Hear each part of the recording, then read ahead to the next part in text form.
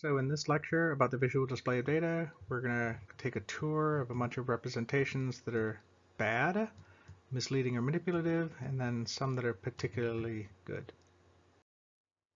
So first up, here's a plot of global suicide rates, 1950 to 2000. Here we go. And this is a terrible figure for a number of reasons. First of all, 1950 to 2000. That's actually only 2 dates. So this isn't really a trend. This is a number and another number.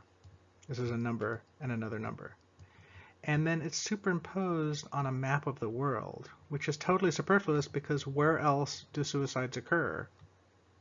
And it can actually be misleading because if you think about it, like the rate is going up as you go from the Americas to Asia. So it almost creates the impression that there are more suicides in Asia than in the Americas, when that's really not what it's all about. It's about global suicide rate, really in just 2 numbers, this one and this one, although it is divided into males and females. So this figure is just a total mess, right? It's just 4 numbers, but it's practically designed to be hard to understand. Here's another terrible figure. This is percentage of the US population by race and ethnicity, 1960 to 2060. So it's projecting. So it's really also only 3 numbers again.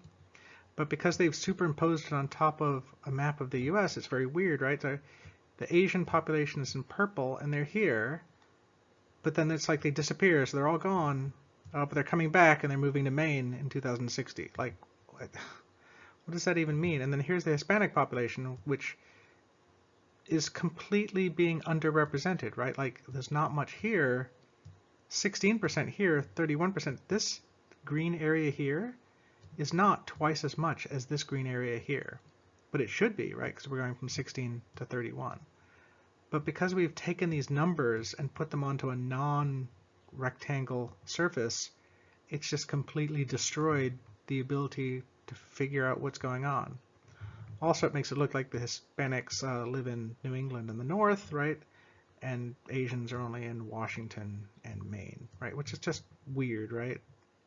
This is not a good figure.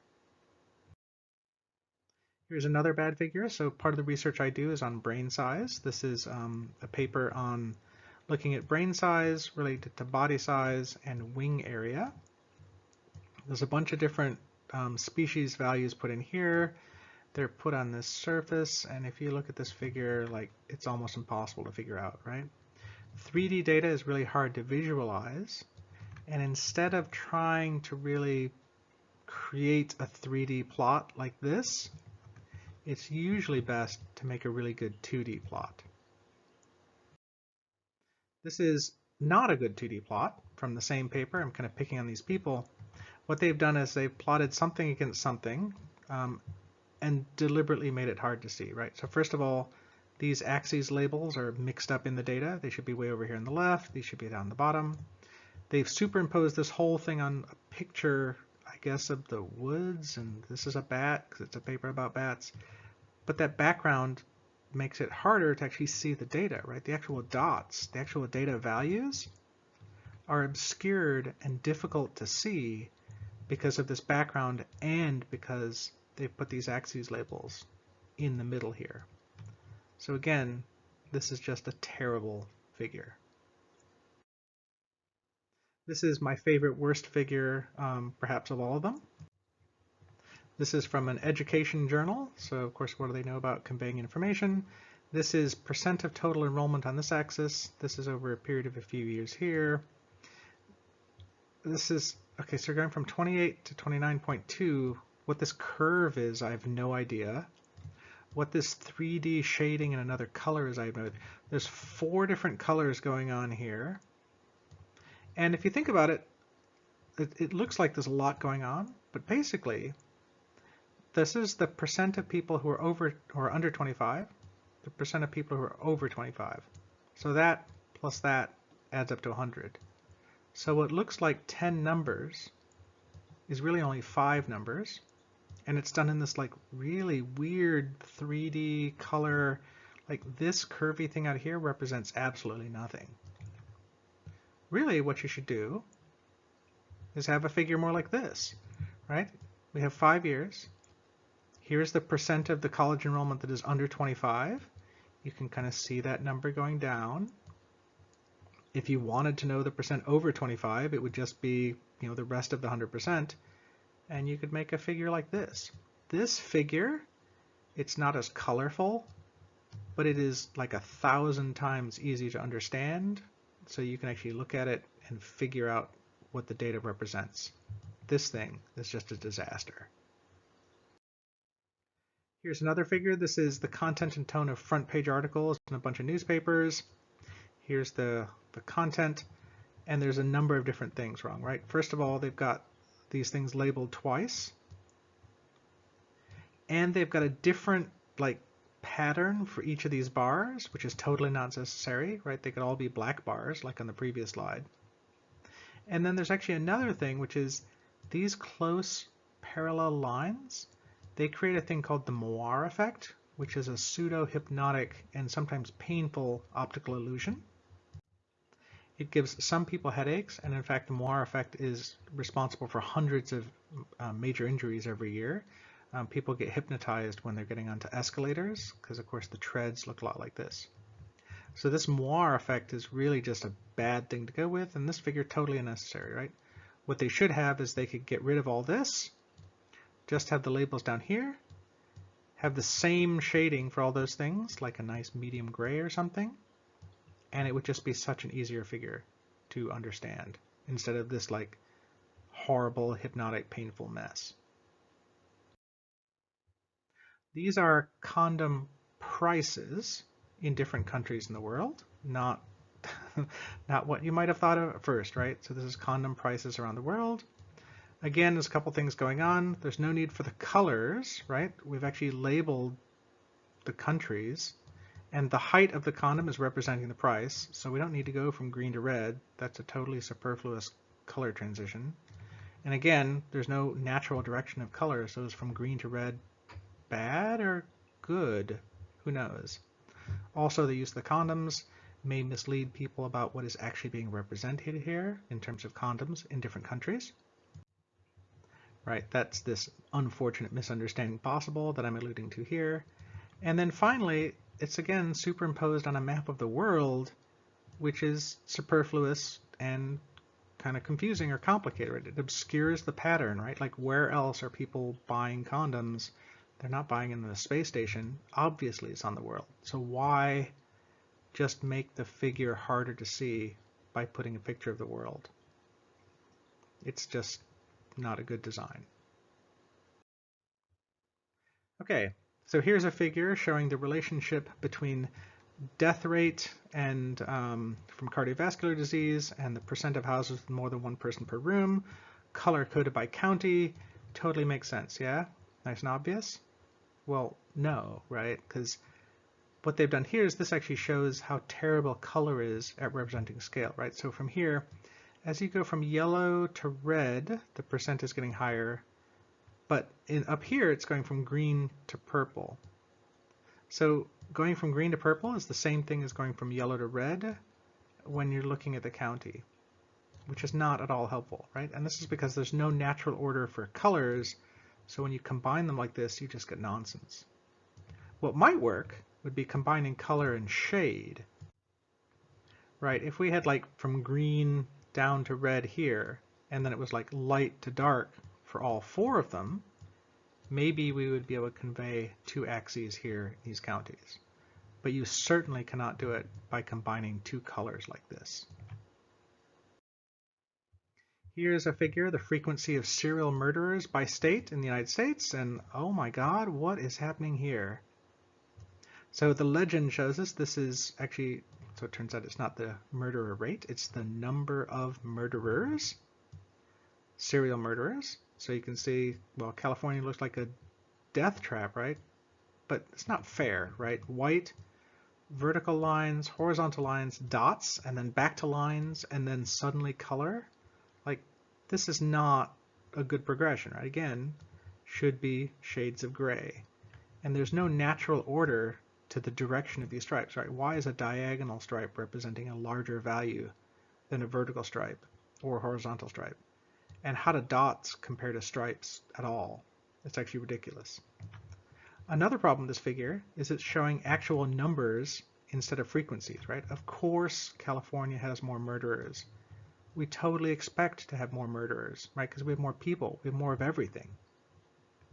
And then another problem with this figure is it goes all the way back to cowboy times. So every cowboy that shot more than 3 or 4 people in a shootout gets counted as a serial murderer here out in the West. So this figure is just a disaster again, right? There's no natural order for stripe direction or shades of gray, or white to black. Again, shades of gray would be better.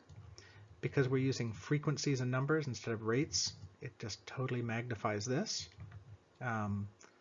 So this is another example of a figure you should never make something like this at all. Okay, so we looked at some that are bad. Let's look at some that are misleading or manipulative. So to quote Shakespeare, right, to thine own self be true.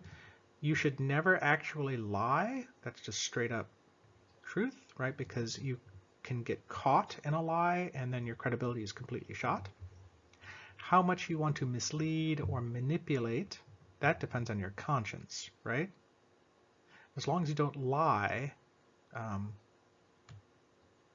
let's continue. So let's look at some psychological visual illusion tricks and some emotional tricks.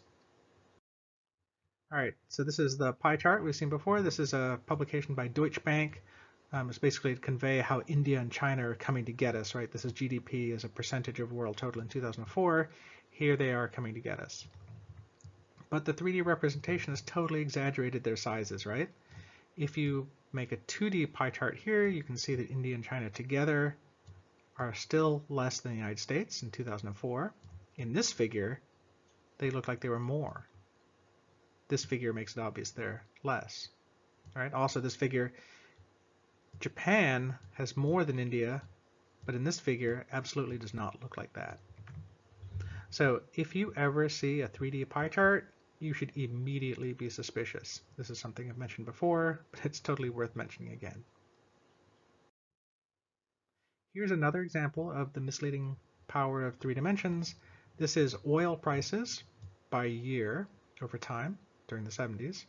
And they've set the price to be the height of the barrel, right? The height of the barrel is the price.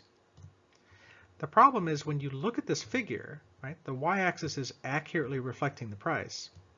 But when we see something like this in our mind, we're taking the volume of the barrel is how we're comparing it. So even though the price goes from 241 to 1334, which is a 454% increase, the size of this barrel compared to this barrel is actually a 27,000% increase. So when you see this figure, it is not a dishonest figure, right? Because the height is accurate, but it is absolutely misleading. Here's a similar figure. This is states with the highest and lowest spending per student, where the height of the school textbook here is how much money is being spent per student. So you can see that, oh, it looks like New York, or actually, District of Columbia, look at how much more they spend than Utah, like 5 or 6 times as much. Well, actually only just slightly over twice as much, right? Because the height is what matters, but in our minds, we're using the area to compare these things. Here's a figure that is showing rhino poaching, right? So rhino poaching is increasing from 13 up to 1,000. And we've got these figures here. These little rhinos are representing, I guess, the number that are killed, except it's not, right? If we look at the number that are killed each year, divided by the number of rhinos that are shown, each rhino in the figure here it's like 13 rhinos, 3 in the figure, so each rhino is representing like 4.3 rhinos. Here 6 rhinos are representing 122, they're each representing about 20.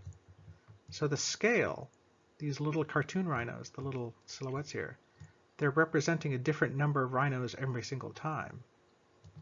And per row, that's like the height of this bar, these numbers aren't particularly consistent either. So this figure is totally misleading and inaccurate because the number of these little silhouettes is not accurately representing these numbers here. Here's another interesting figure. This is number of murders committed using firearms, and we're looking over time from the 1990s, 2000, 2010, and in 2005, Florida passed a law called the Stand Your Ground Law, which is a law that basically said if you feel like you're in danger, you're allowed to stand your ground and shoot someone.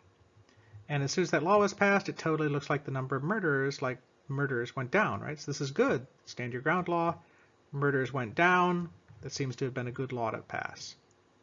Except, look at this axis over here. The axis is reversed, right? It's going from 0 up to 800.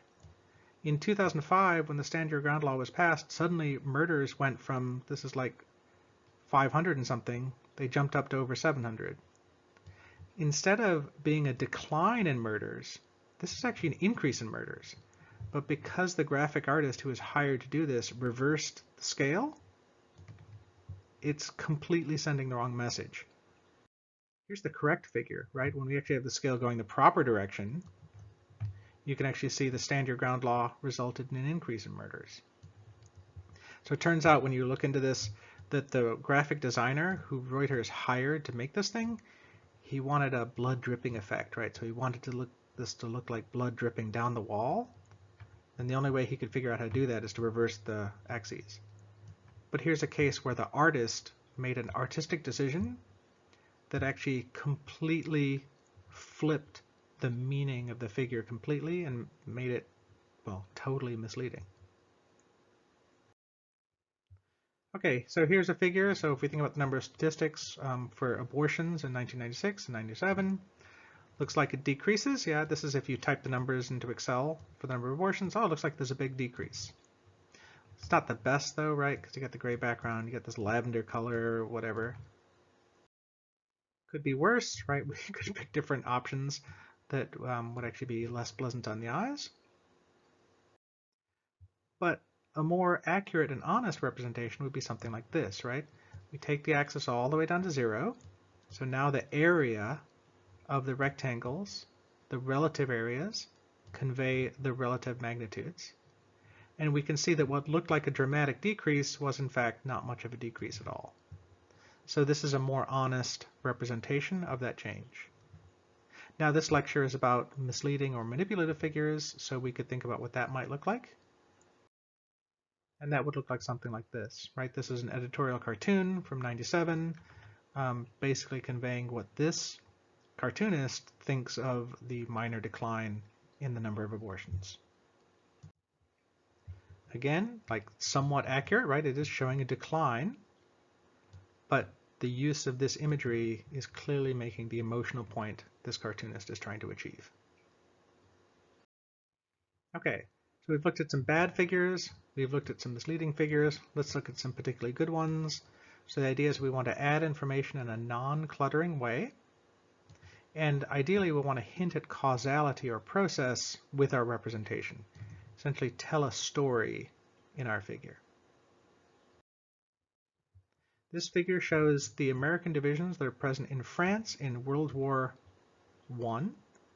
And the figure is conveying a bunch of different information, right? So you can tell when the first division got there, division number 1 arrived in June of 1917, and they stayed the whole time. And then 2 months later, division 2 arrived. The next month, division 26 arrived, and they stayed. And what this figure is showing you is a number of things. It's the number of divisions present in France each month. That's the height of these bars. The identity of the divisions in France each month. That's the actual numbers, right? Which ones were present. The length of stay of each division would be the horizontal distance, right? Division 4 stayed 6 months. Division 5 stayed 8 months. So this figure, which is essentially like a modified bar graph, is giving us the information that a regular bar graph would. That's this one. But then also these other 2 extra pieces of information. Here's a depiction of the chromosomes of human, chimpanzee, gorilla, and orangutan. So everyone has heard the statistic that humans and chimps, our DNA is 99% the same. But when you make a visual comparison of the chromosomes, you can see how similar those are. Like if you looked at these 4 chromosome number 10s, it would not be obvious immediately which is the human one and which is the chimpanzee, which is the gorilla, which is the orangutan. The only one that's somewhat obvious is our chromosome number 2 appears to be the result of the fusion of 2 other chromosomes in the ancestor of humans after we diverged from chimpanzees, right? Chimpanzees, gorillas, and orangutans still have this ancestral 2 chromosomes. We have this fusion. But other than that, like, if you look here, it's visually very, very obvious how we're just one of the set of great apes, which is actually true. Here's a figure of the underground system, the subway system in London. So this is a famous figure. It's not accurate, right? The Thames River does not take 90-degree and 45-degree turns as it goes through London. The train tracks are not straight lines like this. The stations are not all exactly the same distances from each other like this. But if it's a figure that you want to use to figure out how to go from one station to another and have a general sense of, okay, which line do I have to connect to, and the general geography in a more conceptual sense, this figure is much better. So while it is not technically accurate, right, this is a very long train line here out to the airport, because in London their train goes to the airport, unlike LA. It's not geographically accurate, but it is conceptually accurate in terms of accomplishing the purpose of figuring out which train you have to take and which stops are on the way to get to some particular destination. This is often regarded as one of the greatest figures ever made. This is Napoleon's march to Moscow and back. This is when he starts. He's going across the map to Moscow, where he fights a battle and then he comes back. The width of the line is the number of troops in the army. So you can see them going, and winter's setting in, so the number of troops are getting smaller and smaller because of winter. He fights a battle, doesn't do very well, decides to retreat, and you can actually see them getting smaller and smaller. We have the dates of the return as well as the kind of low temperatures overnight, and you can see that here people are dying of the cold. People are dying crossing these rivers on the way back to where he starts. So this figure, it's not an animated GIF, it's not a movie. It's a static figure that's telling a story of a large army that marches and returns in much, much worse shape than when it went. There's a whole story told in this single figure. And lastly, we're going to finish with this plot. This is the percent job losses in post-World War II recessions. So this is starting at 0% when jobs are lost, how far down does it go, and then how long does it take to come back to what it was before. So we had a recession that we just came out of, right? So the recession, the 2008 recession, or 2007 recession, about 6% of all jobs were lost, and then there started a recovery. This was the last census. There was an uptick, and then went back down.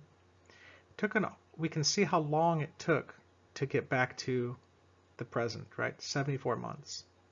So this is why everybody talks about how the most recent recession was so severe, because compared to all the other recessions that are over here, it was more severe. More people lost their job, and it took much longer to get those jobs back.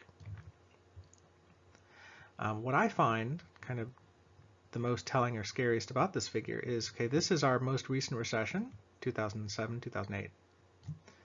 This is the recession before that, the 2001.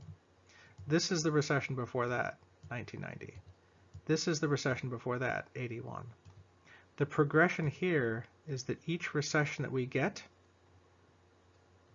is more severe and takes longer to recover than the previous ones, which actually means the next recession we get, which might be the one that we're starting right now, might be the recession that makes this one here, that's defined an entire decade, look like something that wasn't that bad after all. So on that encouraging note, good luck. So this finishes all the material for the second lecture exam. The videos after this are the ones that will be on the third lecture exam.